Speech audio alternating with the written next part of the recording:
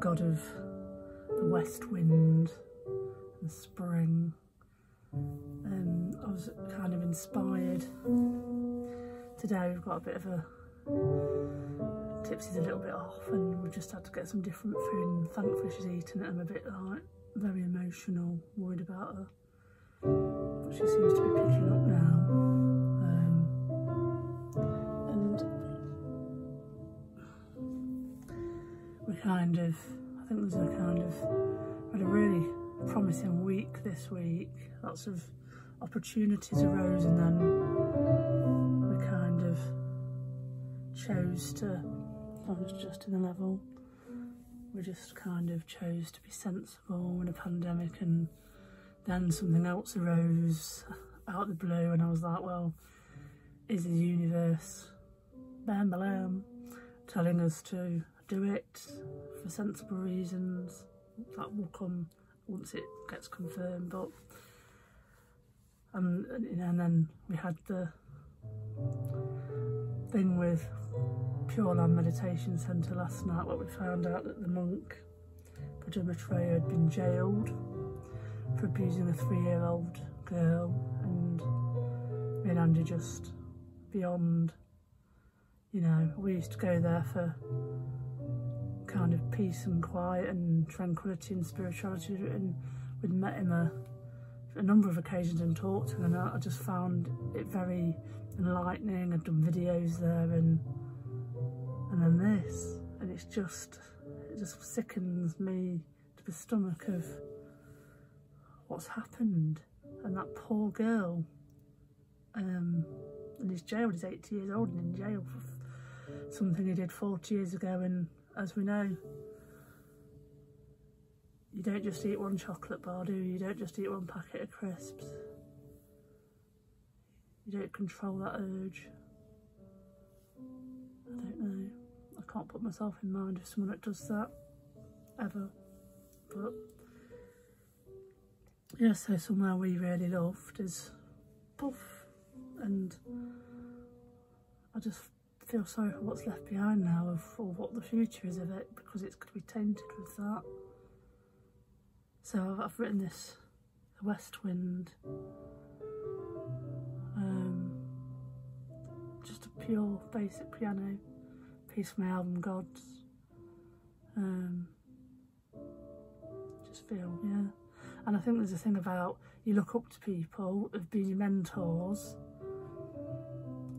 whether they're in a position of trust, power, of spirituality, and it's kind of, I've met a few that you look up to and you learn from, and yeah, with these people are sometimes are meant to be in your life for a short period of time. But the older I get, the more I see these people that profess to be something holy or spiritual, or helping others, and they're actually not. They're vile and disgusting, and they're very selfish and greedy, and they're not doing things for the right reasons. We all make mistakes in life. God, have I made some mistakes, but doing that to others, no. And fucking people over, no. But then again, some people don't give a shit, do they? They don't have any guilt, or they think that's normal and that's acceptable. And I don't, and Ange doesn't. And we were talking about it last night, and I'm not saying we're goddesses and we're angelic, because we've both got pasts, but we've not and do not do, you know, it's about being ethical as well, and running your business and doing your thing properly. And you know, everyone's got to make money in a business, but Jesus, doing shit things to people, no. So I just think there's this very dark thing going on, that when you make, you know, you're blissfully unaware of it and everything's fine, and then when you're made aware of it, it's awful. And I think, am I losing my faith in these people? But Andrew was like very wise last night and said, we have to be the ones, and the ones to help and let people have faith in us, because we are genuinely do it for the genuine, you know, reasons. I've got this lovely, you know, home studio doing my paintings. I've lit a gold candle for everybody in the world today, and the animals and the humans, to kind of send out some healing and love and ask the angels to help people, because it's a troubling time it is out there. And yeah, a lot of people are very poorly with whatever they've got wrong with them, and or they're worried, or they're confined in something that they're not used to, and that's not good for any of us. So yeah, I just thought I'd have a catch up. Is, you know, we're kind of tier 3 lockdown in Nottingham. Had I been in tier 3 or tier 0, I'm recording at the moment, so my time is spent writing and composing, which I'm loving in the winter. It's always shut down for winter and record and write something, so it's not really making any difference. You know, we've got loads of canned stuff, we've got tons of toilet roll, which I've collected over time just to hoard for myself, and my own peace of mind. I was saying to someone the other day that when I was a little child, my granddad Bill, he had a bungalow in Nuttall in Nottingham, and we used to go round, and they always used to have like pink, I remember like pink Hendrix toilet roll, and you know those ladies, the knitted ladies that you put over toilet rolls, I can't remember what they're called. I always had one of those, and I always used to go around for a poo.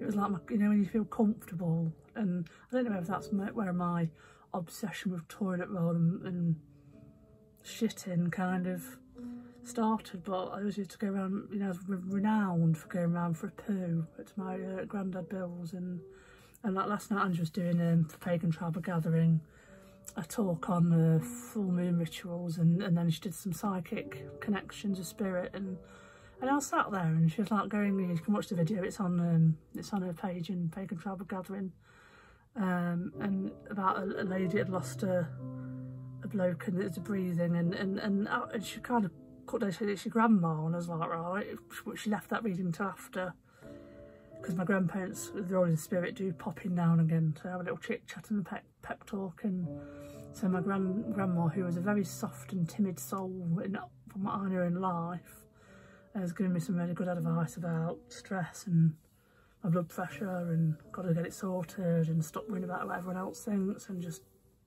be happier. I mean, I'm happy now, but you need to be happier and do what you do. And that was really, you know, I hadn't been thinking particularly about it, or, you know, but my grandparents tend to, in spirit, come and have a little chit chat now and again through Ange, which is ace.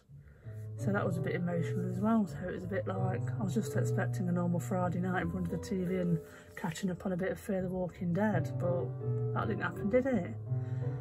So yeah, thoughts. It's I'm feeling very, I don't know, not melancholy, but I'm trying to write some, well, I'm writing some, you know, beautiful piano today.